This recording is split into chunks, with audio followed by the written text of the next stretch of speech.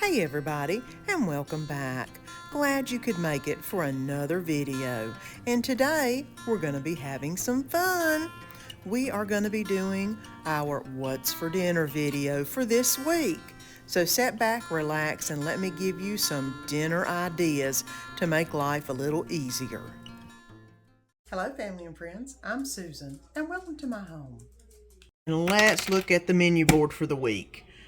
We are looking at some Olive Garden,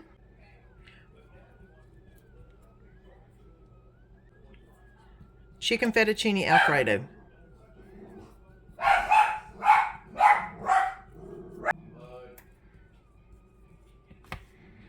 okay, and for Tuesday I'm looking at some Smothered Beef Burritos,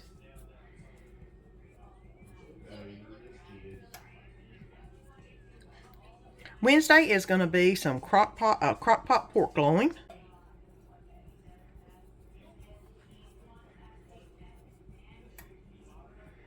And Thursday, I'm going to try to make some crispy Tuscan salmon skillet.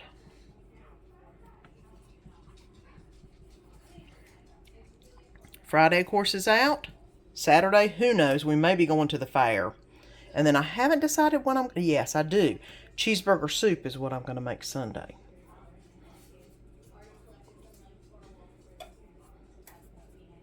So I can make a big run of that. That way we'll have a little bit left over I can put in the freezer for another meal.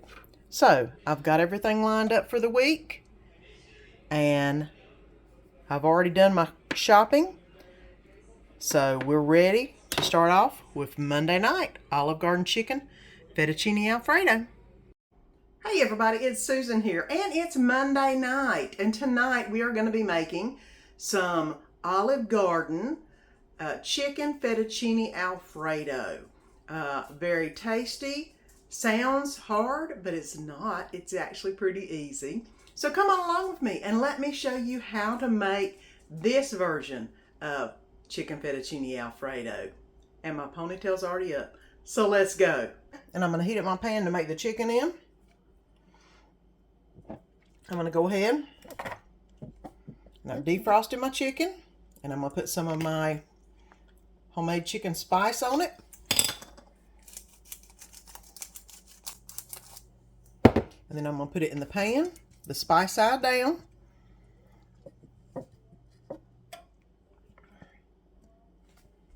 This is a hot pan. And then I'm going to put some spice on the other side and get this cooked all the way through. And then we'll start the noodles.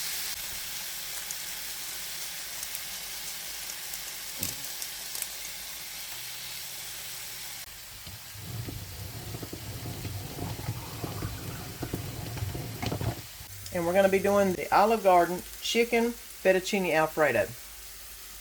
Well, this is actually a version that kind of is like that, but it uses zoodles. I don't use zoodles, I use noodles. So I've got some fettuccine noodles right here. We need some butter, some heavy cream, some minced garlic, Parmesan cheese, Asiago cheese, and salt and pepper to taste. So we're ready to go on this recipe. I'm cooking the chicken. I didn't grill it, I just put it in the pan. I'm getting it browned up. I'm going to put it to the side while I make the noodles and the Alfredo sauce. I've got the chicken done. I've got the noodles in the pot right now boiling. And they're about done. And now I'm going to make the Alfredo sauce. And it calls for half a cup of butter, which is 1 stick of butter. Which you know I use salted butter whenever I do butter. So I'm going to go ahead and let this melt down. It's on medium heat, which is what it calls for. And once that melts a little bit, I'm going to put in the garlic. I did wind up cutting them up in about 1 tablespoon pieces. That way they would melt a little bit easier. And wouldn't get brown, the butter wouldn't get brown before it melted up. But it is right now melting. And I'll bring you back when I add the garlic in. Butter's melted. Let's add the 3 teaspoons of minced garlic. 1, 2, 3,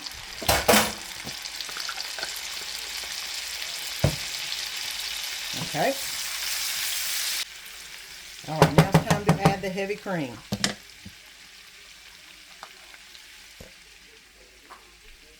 Heavy cream.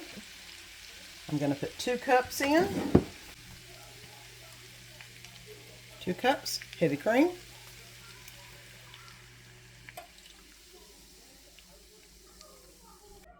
And we're going to warm this until it simmers for about 2 to 3 minutes.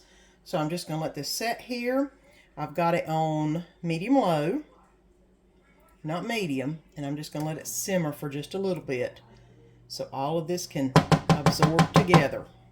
And it's been simmering for about 2 minutes. I'm going to go ahead and add finely shredded Parmesan cheese, 2 cups, which is actually exactly 6 ounces. So that's perfect. Add this whole little thing in. I'm going to stir it around just a little bit.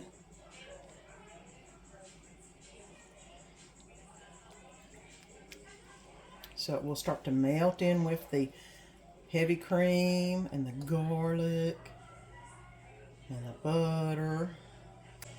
It's getting there. All right. Now, for a cup and a half of freshly grated Asiago. Right here it is, cup and a half. I measured it out. Now, if you don't want to use or you don't want to have to grate, they do make an Italian blend that has a couple different cheeses that you could put in this also. I've got it too. I didn't know which way I'd want to roll tonight, but I decided I was going to get out the nice little hand grater and grate me some cheese. So now, just want to let this melt and get nice and thick. Won't take but a minute. And then it'll be ready to serve on the fettuccine noodles. And I can get the chicken out and we can get all this plated up. Chicken took the longest to cook. The noodles were next, and then this didn't take what? You were just watching it. It didn't take but a dab. What, 5 minutes? And we've got fettuccine, we've got Alfredo sauce right here. So let me turn this off and let it simmer down a little bit, and then we'll plate it up. Let's get this thing plated up. Alfredo noodles.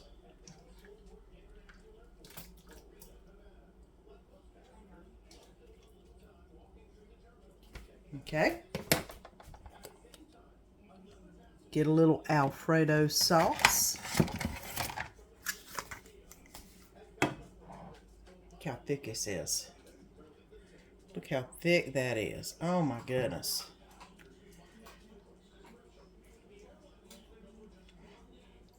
All right. Now, let's put some chicken on the plate. And I'm just using scissors to cut the strips on the chicken and get them on the plate. And I'll put a little bit more of the sauce on it.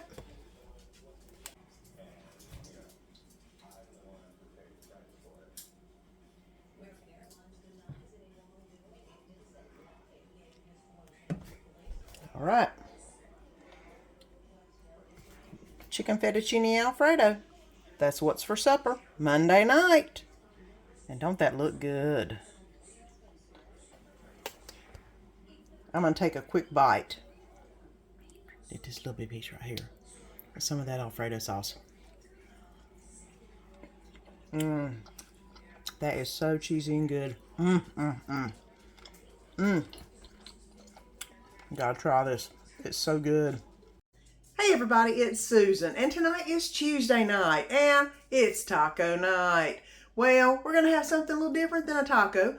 We are gonna have a loaded smothered beef burrito.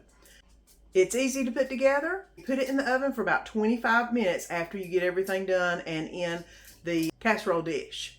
So, come on along with me. Let me show you how to make some loaded smothered beef burritos. And we're about to start the loaded smothered beef burritos. First thing we need is some olive oil. I've got a pound of hamburger meat. I've got an onion, finely chopped. I've got some taco seasoning, refried beans, some red enchilada sauce. I've got some Spanish rice that I just made. It took 7 minutes, so it's really quick because it does call for the already made. Couldn't find it, so I got the kind that would be easy to make. And then, of course, my Mexican Fiesta blend cheese. And I've got some large burritos. I've got some carb counter and some regular. That way I can make a few that are more for me and then some that are more for Danny. So the first thing I'm going to do is add a little bit of olive oil into the pan. It says add about 2 tablespoons of olive oil into the pan. Don't need much because it's hamburger meat. It's going to have some grease on it. Get that heated up. And go ahead and put the hamburger meat in. And it says go ahead and add the onion in. So, I've already added the onion in. And now I'm going to brown up the hamburger meat until they're cooked thoroughly and the onions are soft. And I'm going to stir it occasionally to get that going. But I'll come bring you back whenever I get the hamburger meat and onions done. I'm going to go ahead and add the taco seasoning mix. I'm just eyeballing it. It says basically 1 packet of taco seasoning mix. I'm going to put just a little bit of water in this, because you know taco seasoning absorbs better whenever you put a little bit of water in it. So yes, I cooked the meat and the onions. I drained the fat off of them. So I'm not a big fat person and I drained them off. Now I've added the taco seasoning, the packet of taco seasoning, and just a little bit of water, and I'm going to let it absorb. And then we're going to start building the burritos. This won't take long for this to absorb. And then I'll come back and we'll get the rest of it ready to layer on the burritos and roll and in the oven. Oh yeah, preheat your oven at 350. Go ahead and get that started right about now too. That way it'll be ready to roll whenever we're ready to put them in the oven. Assembly line now. The first thing you want to do is put about 2 tablespoons of refried beans down the very middle. So I'm just taking a heaping teaspoons and put it down the very middle like that. And then same thing with the rice. You want to do about 2 tablespoons of the Spanish rice down the very middle. And now you want to do a good spoonful of the beef mixture down the middle. These are definitely getting loaded, that's for sure. Okay. And now we're going to do some of the Mexican cheese. Okay. We're going to roll them. Which I don't know if we can roll these bad boys. These are pretty big. And we're going to put the seam side down in the pan.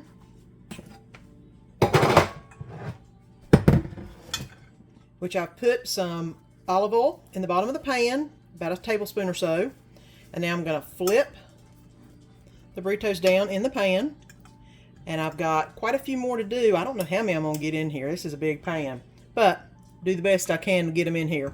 And we'll get them loaded up and ready to put in the oven as quick as we can. Okay, now these not pretty looking burritos are in the pan now. I only got 5. It says you can make 7. I'm sure I didn't do something right, but you know, they'll be good either way. They're about to go in a 350-degree oven for 25 minutes. I'm going to check them at 20 just to see, because we don't put the red sauce on until after they're baked. But everything else is already cooked in them, so all we got to do is just melt stuff around. So put them in the oven for about 20 minutes. See you in 20 minutes. I went ahead and cooked it for 20 minutes, and they're nice and warm. That's all we need to do is warm everything inside, because they're already cooked. And now it says to drizzle the red enchilada sauce over the top of it. And I got a big old container of red enchilada. I don't think I'm going to need all of it. We'll see. Now I'm going to go ahead and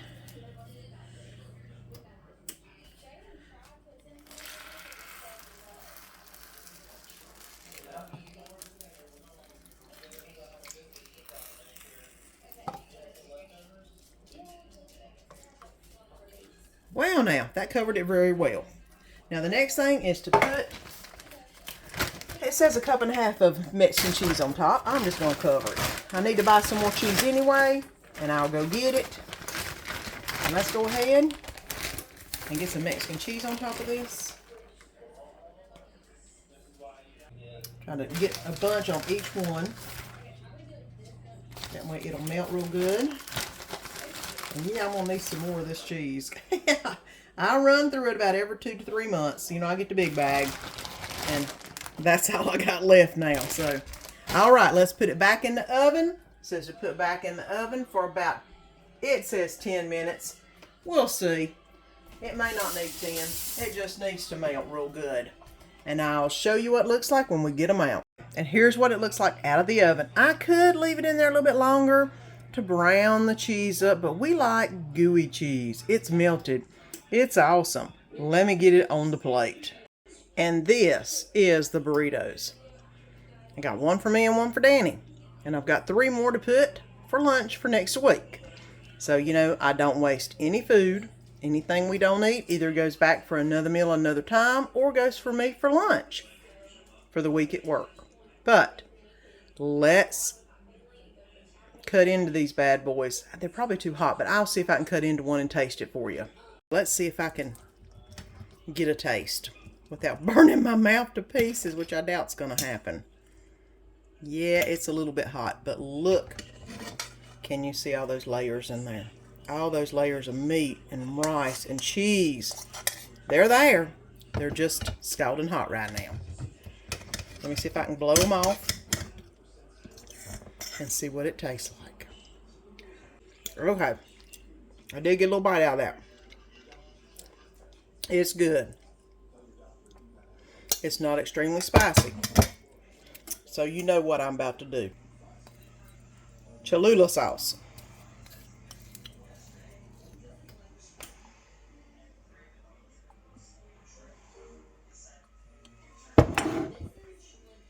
Green Tabasco.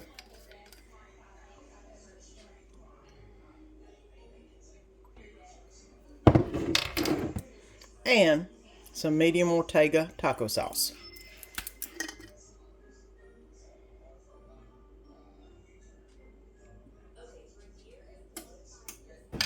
And a little bit of Daisy sour cream.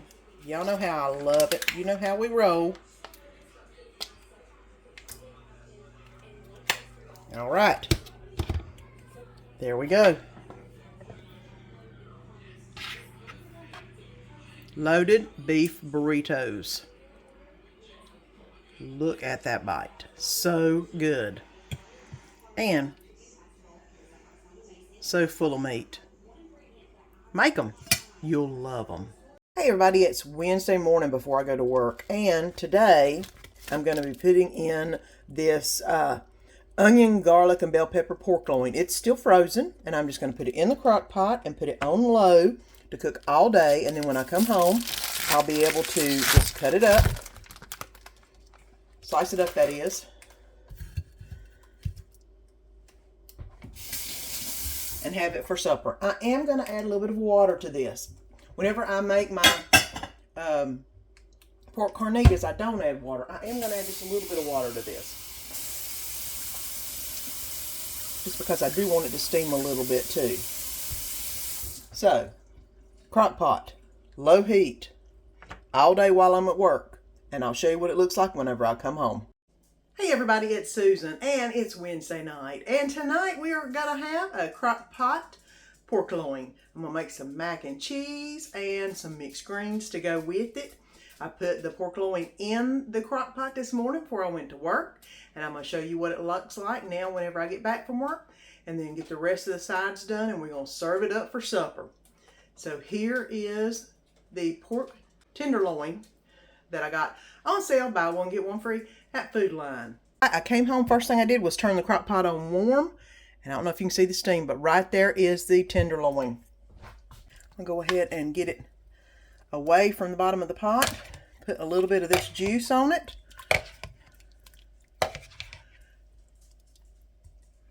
And then I will slice that up, and then we'll have that for supper here in just a little bit once I get the mac and cheese and the mixed greens done. And let's get some pork tenderloin on the plate. I probably should have cut it a little thinner than I did, but that's okay. Mush it out a little bit. Put a little bit of that good pork juices on it. Now I'm going to put some mac and cheese. Okay, some shells and cheese. Then I'm going to put some mixed greens on the plate. Here we go. Pork tenderloin in the crock pot. Mac and cheese, well, shells and cheese actually. And mixed greens with some Lowry seasoning in it. You know how I roll. That's for supper tonight. Hey everybody, it's Susan here, and it's Thursday night. And tonight we're going to be having a new recipe that we haven't tried before, but we're going to try it out and see what we think. It is called Crispy Tuscan Salmon. Sounds good. You know that Danny and I'm not that big of a fish lover, so I'm going out on a limb for this one, just to see how good it is. But my ponytail's already up, and let's get to cooking. Okay, I've changed the recipe up just a little bit. I am going to do the crispy salmon and creamy Tuscan sauce. A little bit different than what I'd planned, but it calls for 2 tablespoons of olive oil. Just got frozen salmon and rinsed it off, dried it, patted it dry a couple times to get it to this point.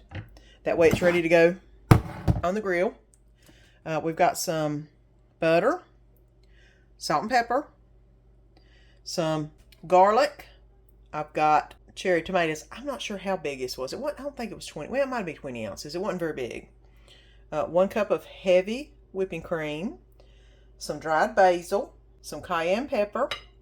It calls for Parmesan. I've got some Italian blend. It calls for some spinach. Of course, I got the baby spinach. That's a little bit of basil I pulled out of the garden yesterday, and it's looking pretty pitiful, but it's there. And that's going in last. What I'm going to do right now is flip over the salmon so that it's on the skin side. I'm going to put in 2 tablespoons of olive oil. Let that get good and hot, because that's what makes the crispy skin on this. And I am going to salt and pepper the salmon.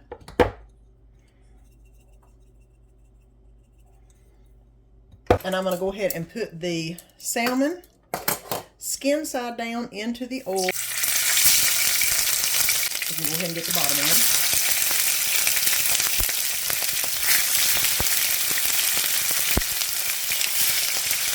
And while it's getting brown on one side, I'm going to salt and pepper the other side.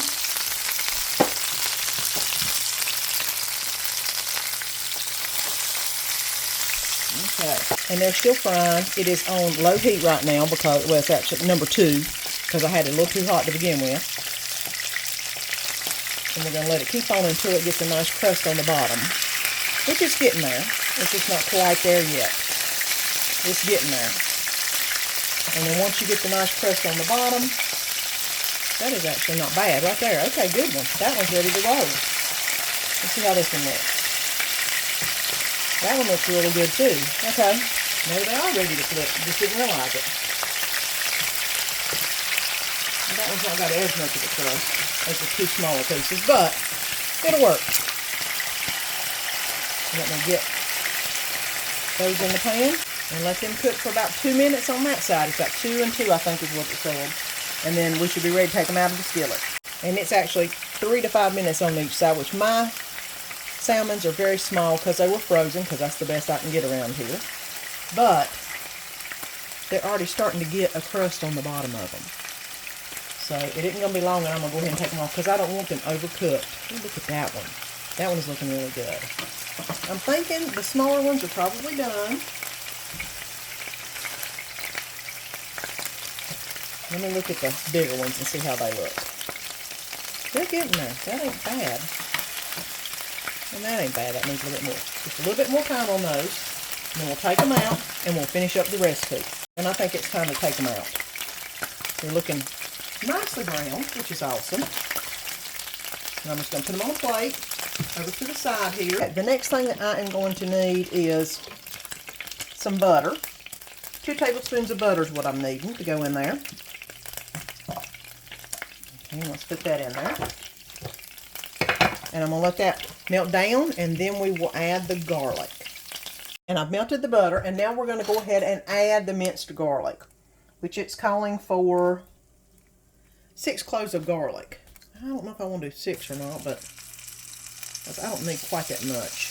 I've just got a small helping going on here. So let me just do 4 cloves of garlic to begin with, and I'll see, it may need more. Get that stirred around. Ooh, that smells good though. Okay.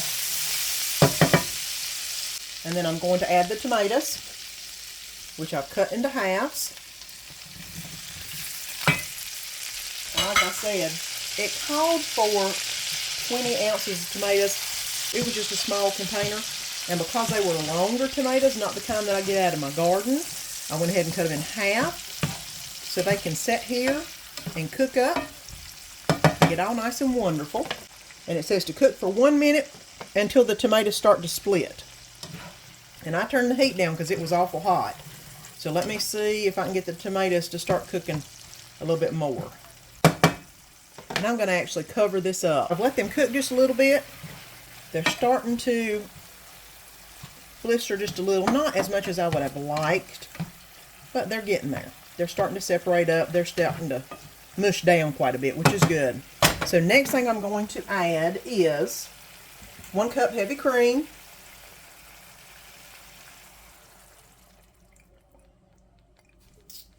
and it calls for a teaspoon of dried basil, which I have got some basil that I got out of my garden this year, and I am going to just grab a bit and mush it up in my fingers. That should probably be about a teaspoon. And it calls for 1.5 teaspoons of salt, which I'm just going to pour some salt in there. 1/4 a teaspoon of cayenne pepper. And I mean, it's 1/4, it's just a little bit. Okay. And black pepper to taste, which I'm just going to put some black pepper on there. And I'm going to stir it around a little bit. Make sure that that cayenne gets well distributed. Those basil leaves get a little bit everywhere. Here we go.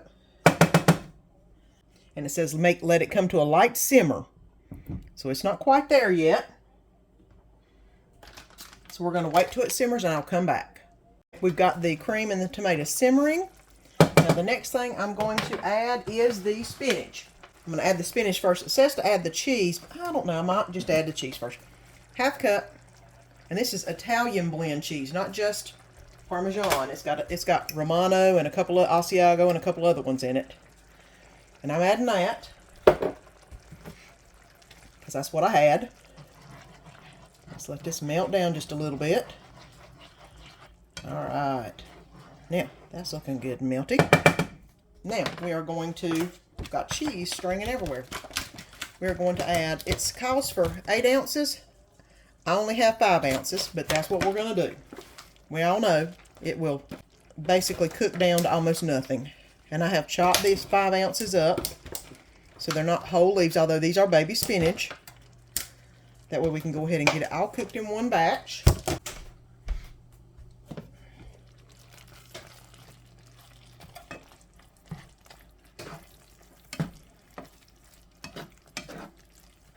And it says it's time to add the basil to the pan, which is, this is the fresh basil that I got out of my garden yesterday, which kind of wilted a little bit overnight, but that's okay. It's fresh. I just pulled it off the plants yesterday.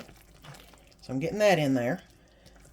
And as you can see, that big bunch of spinach done cooked down to almost nothing. And now I'm going to add the salmon back to the pan, and it is on low right now. Right here. I'm going to nestle them in.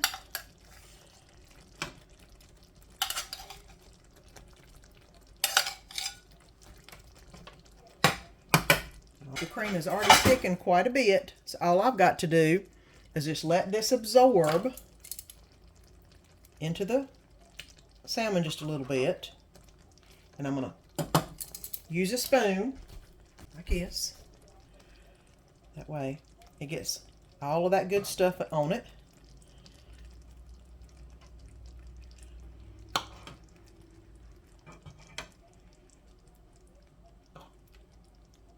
Now, it's time to turn this completely off because this is ready to eat. So let me get that plated up. And let's plate it up. I'm going to go ahead and get one of the smaller pieces and put it on the plate. And then I'm going to add some of the spinach and the sauces to it. So there's what it looks like. Doesn't that look good? And, Lord, I hope it ain't too hot. I'm going to try to take a taste of it to see what I think. Let's cut into it. It's nice and done. Let me see what I think about the flavor.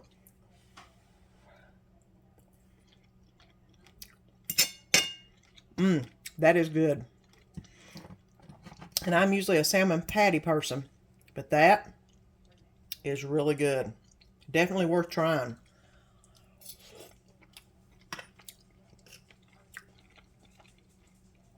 And I didn't even have the nice salmon. I had the little frozen salmon you get out of the store. So, other than that, you got to try it. Make it yourself. I'll list the recipe down below because it is good. And I'm usually not a big fish person. And I'm eating it. So, other than that, that's what's for tonight. That's what's for Thursday night supper. I hope you've enjoyed this week's What's for Dinner. I have had such a good response from this series that I am now going to be starting to do a What's for Dinner every week. I'm going to be publishing those on Tuesdays. That way you'll be able to see what I've had for dinner and then go buy the groceries on Friday and then plan your menu if you want to use some of the recipes. If you haven't already, please subscribe. We would love it if you'd become a part of our channel's family. Until next week, have a great week. Please like and subscribe. Follow me on Instagram or Pinterest and comment on these videos. And let our family be a part of your family.